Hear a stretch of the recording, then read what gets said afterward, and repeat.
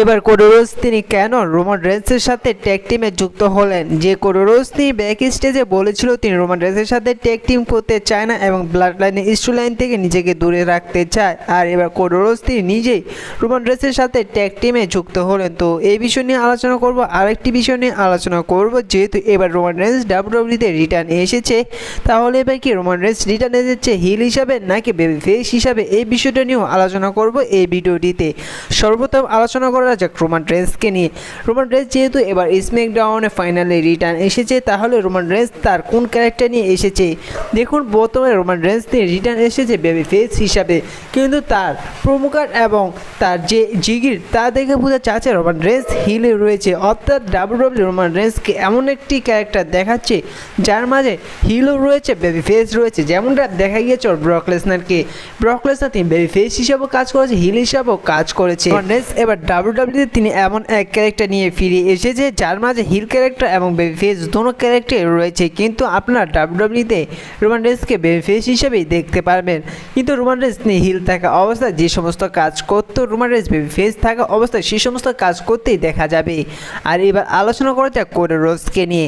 আপনারা যেমনটা দেখেছিলেন যে সোলো সুখোয়া এবং কোডি রোডসের ম্যাচটি শেষ হয়ে যাওয়ার পর ব্যাক স্টেজে নিক অ্যালিস কোডি রোডসকে একটি ট্যাগ টিম ম্যাচ নিয়ে কথা বলে এবং তার এবং রোমান রেন্সের সেই ট্যাগ টিম ম্যাচটি নিয়ে সে জায়গায় কোডি রোডস নিয়ে সরাসরি নিক অ্যালিসকে বলে দেয় যে তিনি রোমান রেন্সের সাথে কোনো ট্যাগ টিম করতে চায় না এবং তিনি ব্লাডের স্টোরি লাইন থেকে নিজেকে দূরে রাখতে চায়। কিন্তু পরবর্তীতে আপনার স্ম্যাকডাউন মেইন ইভেন্টে যেমনটা দেখলেন যে কোডি রোডস তিনি নিজে গিয়ে সেই ট্যাগ টিমে যুক্ত হলেন এবং সেই ট্যাগ টিম ম্যাচের জন্য নিজে কন্ট্যাক্ট সাইন করলেন রোমান রেন্সের কাছ থেকে। সেই কন্ট্যাক্ট পেয়ে নেয়। এখন কথা হচ্ছে যে কেন কোডি রোডস তিনি হঠাৎ করে রোমান রেন্সের ট্যাগ টিম পার্টনার হয়ে কাজ করতেই চাইলেন।